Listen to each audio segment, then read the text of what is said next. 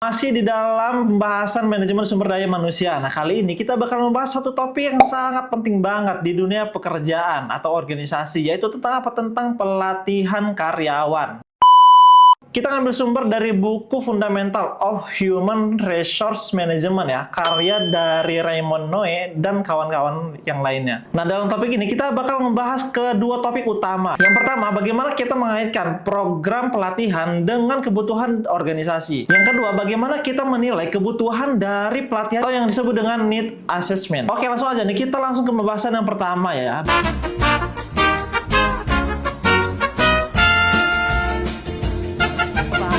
Bagaimana kita mengaitkan program pelatihan dengan kebutuhan organisasi itu sendiri. Nah, jadi yang perlu kita ketahui bahwasannya pelatihan itu bukan cuma sekedar kita belajar aja atau kita ngirim delegasi perusahaan untuk mengikuti suatu training. Tapi pelatihan itu merupakan suatu hal yang terencana yang dilakukan oleh organisasi agar karyawan dapat pengetahuan, keterampilan, kemampuan, dan perilaku yang relevan untuk mereka di dalam pekerjaannya. Nah, pelatihan yang baik itu pasti dia ada satu ciri utama, yaitu terkait langsung dengan strategi organisasi. Artinya, setiap pelatihan yang dilakukan itu dapat berpengaruh ya, dapat mensupport kemajuan dan tujuan organisasi atau perusahaan tersebut.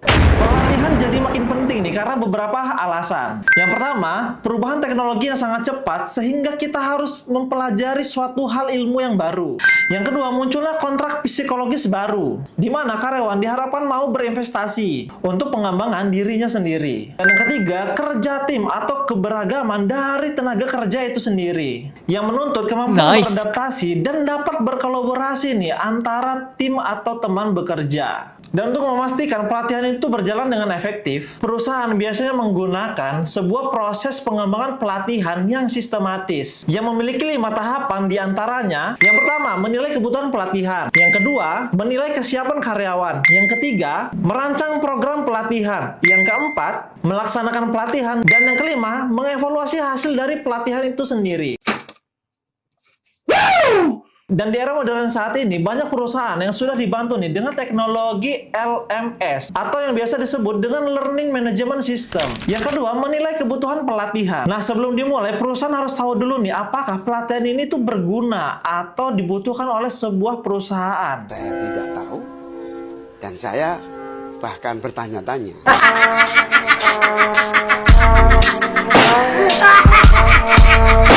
Inilah yang disebut dengan need assessment, sebuah proses untuk mengevaluasi organisasi, individu, dan tugas-tugas kerja untuk menentukan pelatihan apa nih yang diperlukan. Dalam menilai kebutuhan pelatihan itu ada 3 area utama. Yang pertama itu ada analisis organisasi, yang tujuannya menilai apakah pelatihan ini sesuai dengan tujuan dan strategi organisasi. Misalkan perusahaan mau ekspansi nih ke luar negeri, berarti pelatihan yang dibutuhkan adalah pelatihan pengembangan bahasa.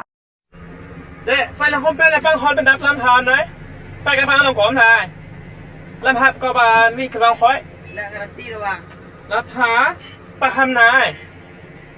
Nggak bisa bahasa Inggris. Yang kedua ada analisis individu. Nah, di sini kita mencari tahu nih siapa yang butuh pelatihan dan alasannya kenapa dia butuh pelatihan. Terkadang masalah kinerja itu bukan karena kurangnya kemampuan, tapi rendahnya motivasi, kurang umpan balik, atau sistem penghargaan yang kurang mendukung. Jadi nggak semua masalah itu bisa diselesaikan ya dengan yang namanya pelatihan.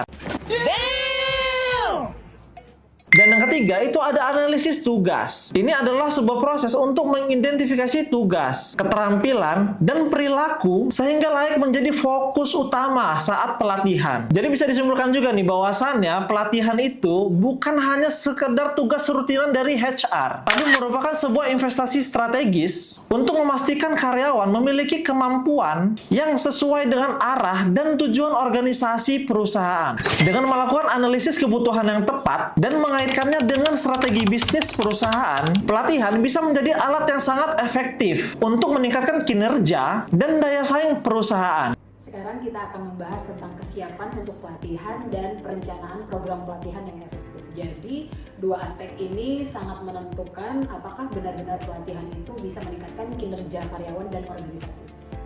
Yang pertama yaitu kesiapan karyawan untuk pelatihan. Jadi kesiapan karyawan untuk pelatihan atau readiness for training ini adalah kombinasi antara karakteristik karyawan dan lingkungan kerja yang mendukung. Jadi karyawan itu dianggap siap untuk pelatihan jika memiliki kemampuan dasar seperti membaca, menulis, dan berpikir logis, serta termotivasi untuk belajar karena merasa pelatihan bermanfaat bagi karir mereka. Selain itu, dukungan dari manajer juga penting, misalnya dengan memberi umpan balik, penghargaan, dan kesempatan berkembang. Lingkungan kerja pun harus mendukung, jadi baik dari sisi waktu, alat, maupun budaya saling membantu antar rekan kerja. Jadi tanpa dukungan ini, pelatihan sering gagal diterapkan setelah program selesai. Yang kedua, merencanakan program pelatihan yang efektif. Jadi langkah pertama yang harus dilakukan yaitu menetapkan tujuan yang spesifik dan terukur, yaitu perilaku apa yang diharapkan, standar kinerja yang dapat diukur, dan kondisi kerja saat penerapan. Selanjutnya tentukan siapa sih pesertanya yang dilatih berdasarkan hasil analisis kebutuhan. Jadi dengan tetap memperhatikan inklusivitas dan akses bagi semua peserta. Kemudian pilih penyelenggara pelatihan, bisa dilakukan dengan internal atau in-house atau melalui vendor eksternal dengan sistem request for proposal. Terakhir, pilih metode pelatihan yang sesuai. Jadi metode itu ada berbagai macam metode, ada metode presentasi cocok untuk menyampaikan pengetahuan, kemudian ada metode hands-on untuk melatih keterampilan, dan metode group building untuk memperkuat kerjasama tim. Jadi pelatihan yang efektif dimulai dari kesiapan peserta dan dirancang dengan tujuan peserta dan metode yang tepat. Dengan perencanaan yang baik, pelatihan bukan sekedar kegiatan rutin, tetapi investasi nyata bagi pengembangan SDM dan keberhasilan organisasi. Selanjutnya, metode pelatihan yang umum digunakan. Yang pertama yang sering digunakan yaitu metode fast instruction. Metode ini tuh pelatih memberikan pembelajaran seperti slide, diskusi studi kasus, tanya jawab, serta role play. Yang kedua yaitu dengan computer based training dan e-learning, yang merupakan metode yang semakin populer seiring berkembangnya teknologi. Yang ketiga yaitu metode on the job training atau pelatihan di tempat kerja, di mana seseorang ini dengan pengalaman kerja dan keterampilannya membimbing peserta dalam mempraktikkan keterampilan di tempat kerja. Yang keempat yaitu simulasi. Nah, metode simulasi ini merupakan pelatihan yang mempresentasikan situasi kehidupan nyata. Lalu yang kelima ada experimental program, yaitu program di mana peserta belajar konsep dan kemudian menerapkannya.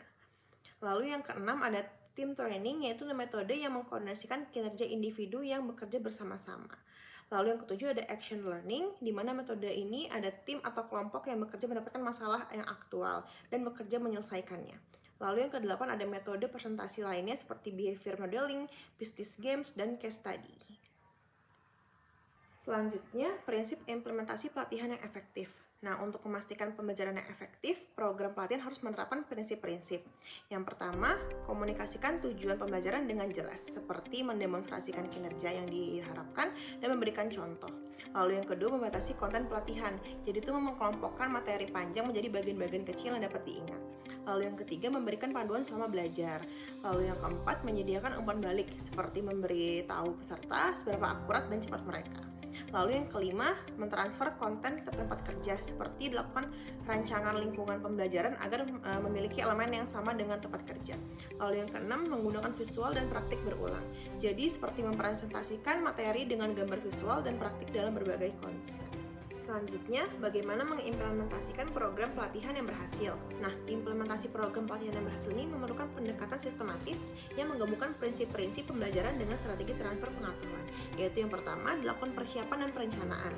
Yang kedua, prinsip pembelajaran yang efektif. Yang ketiga, mempraktikkan dan feedback. Yang keempat, meningkatkan daya ingat. Yang kelima, mentransfer pelatihan ke tempat kerja. Dan yang terakhir, yaitu pengukuran dan evaluasi hasil pelatihan. Mengevaluasi keberhasilan program pelatihan, berukuran transfer pelatihan atau transfer of training. Evaluasi pelatihan harus melihat transfer pelatihan dengan mengukur apakah karyawan melaksanakan tugas-tugas yang diberikan atau yang diajarkan dalam program pelatihan.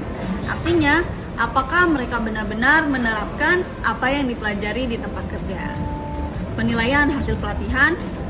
Penilaian juga harus mengevaluasi hasil pelatihan lainnya, seperti yang pertama adalah perubahan sikap, yang kedua adalah kemampuan untuk melakukan keterampilan baru, peningkatan hasil organisasi.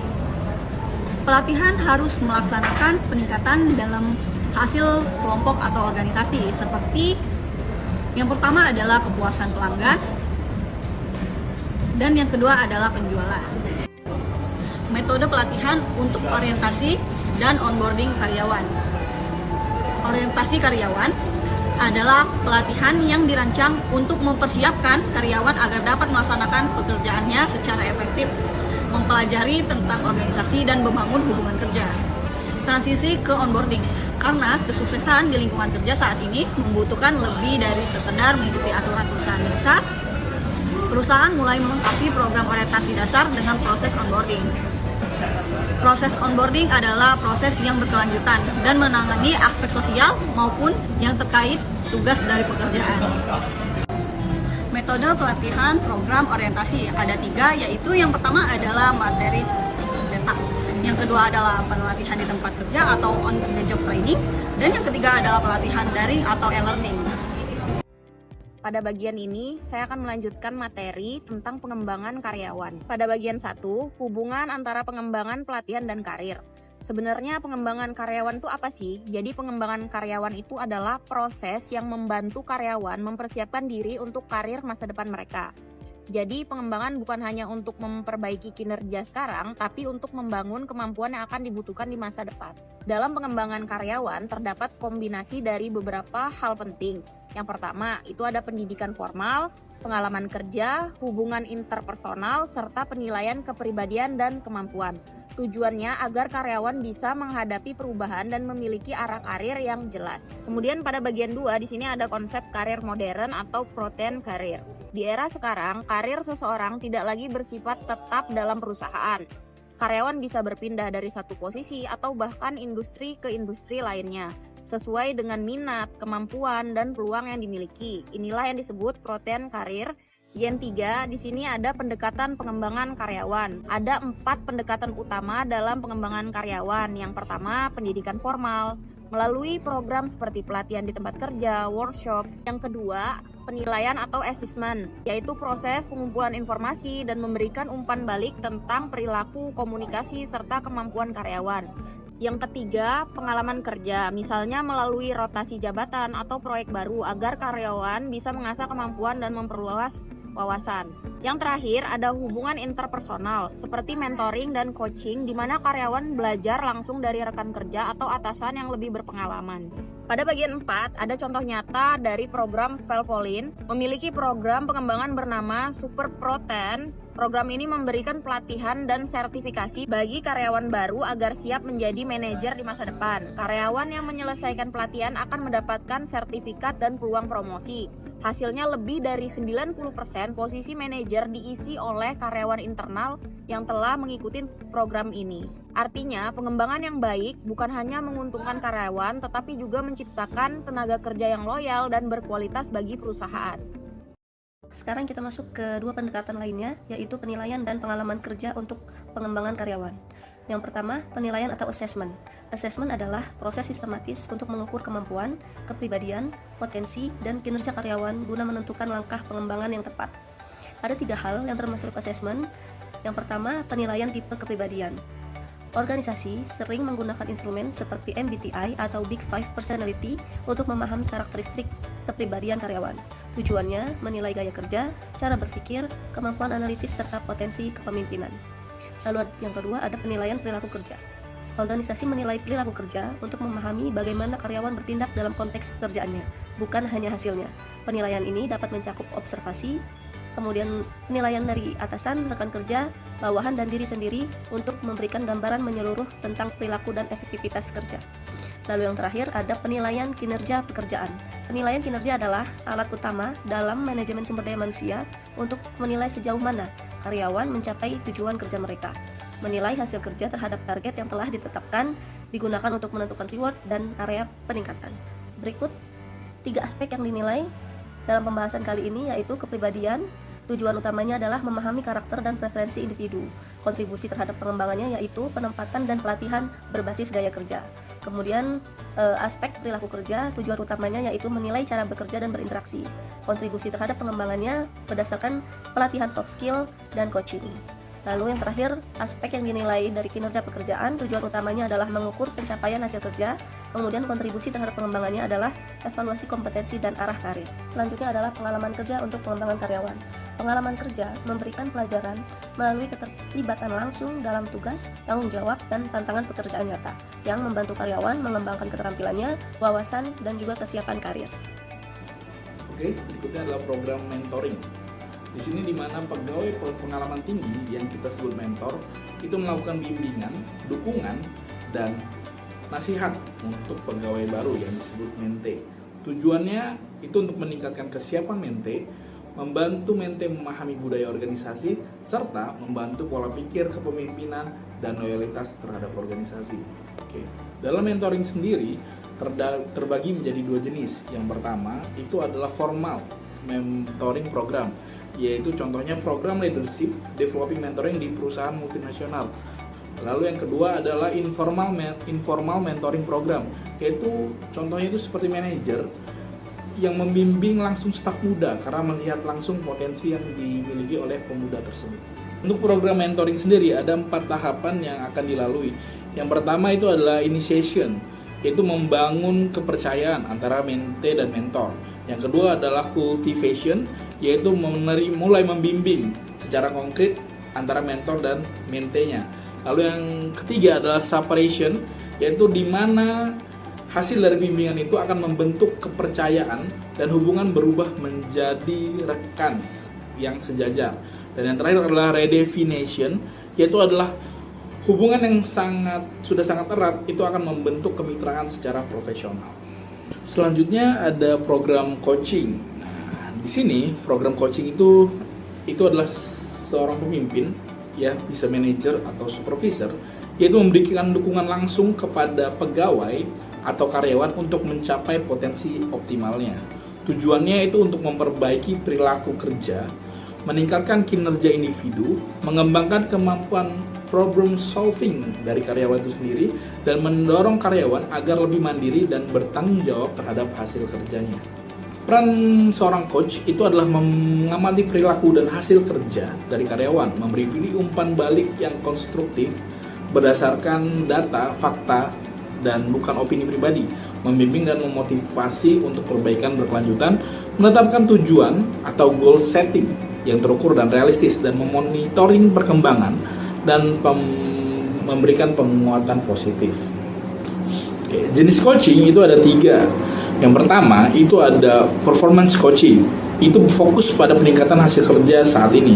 Yang kedua ada developmental coaching, yaitu membantu karyawan mempersiapkan peran yang lebih besar di masa depan. Dan yang ketiga itu adalah executive coaching. Untuk level ini, manajemen atas biasanya akan dibantu oleh coach profesional dari luar. Untuk coaching sendiri memiliki banyak teknik, dan dalam hal ini kita fokus pada 4 teknik coaching yang paling efektif menurut kami. Yang pertama ada active listening, yaitu coach harus paham sudut pandang karyawan. Yang kedua ada smart goals, yaitu menetapkan tujuan yang spesifik agar karyawan tidak bingung. Dan yang ketiga ada constructive feedback, yaitu fokus pada pengembangan perilaku bukan kepribadian.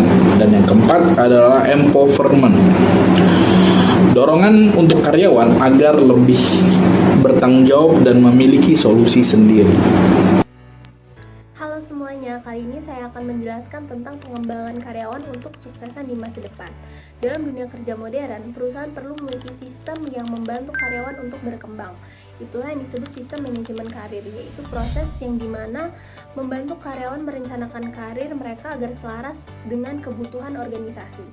Sistem ini dimulai dari pengumpulan data dan penilaian diri, yang dimana karyawan mengenali kekuatan, kelemahan, serta minat karir mereka melalui tes atau refleksi pribadi. Lalu dilanjutkan dengan umpan balik dari atasan agar karyawan tahu di mana posisi mereka saat ini dan apa yang bisa ditingkatkan. Tahap berikutnya adalah penetapan tujuan, baik jangka pendek maupun jangka panjang, yang realistis dan sesuai kemampuan. Setelah itu, disusun rencana tindakan untuk mencapainya seperti mengikuti pelatihan, mencari mentor, atau mencoba pengalaman kerja baru. Namun, dalam kenyataannya masih ada tantangan seperti glass ceiling, yaitu hambatan tak terlihat yang membuat perempuan dan minoritas itu sulit mencapai posisi puncak. Oleh karena itu, organisasi harus menciptakan lingkungan kerja yang adil dan inklusif. Selain itu, perusahaan juga perlu melakukan perencanaan yang sukses, yaitu menyiapkan karyawan yang berpotensi tinggi untuk menggantikan posisi penting di masa depan. Dan yang terakhir, perusahaan juga harus mampu menangani manajer yang tidak efektif, yaitu manajer yang memiliki kemampuan secara teknis baik, tapi ia gagal memimpin karena sikap arogan atau sulit bekerja sama. Masalah ini tuh bisa diatasi dengan pelatihan dan coaching agar mereka kembali produktif dan positif.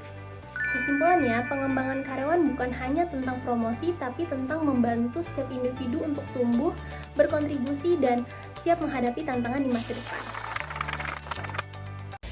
Baik, kesimpulannya pelatihan karyawan, pengembangan karyawan dan karir adalah fungsi MSDM yang saling melengkapi dan esensial, yang dimana pelatihan berfokus pada jangka pendek untuk meningkatkan kompetensi dan kinerja saat ini melalui program yang terhubung dengan strategi organisasi, yang dimana dinilai kebutuhannya organisasi, tugas, dan individu, serta dievaluasi ketat menggunakan model Kirkpatrick dan ROI. Sementara pengembangan berfokus pada jangka panjang untuk membangun kompetensi masa depan dan menyiapkan pemimpin, dicapai melalui metode seperti pendidikan formal, rotasi pekerjaan, pengalaman kerja, serta dukungan dari asesmen, pendampingan atau mentoring, dan pembinaan atau coaching. Kesuksesan SDM dan daya saing organisasi sangat bergantung pada implementasi program-program ini yang efektif, yang juga harus mengatasi tantangan karir seperti perencanaan sukses dan glass ceiling. Akhir kata, saya tutup. Wassalamualaikum warahmatullahi wabarakatuh.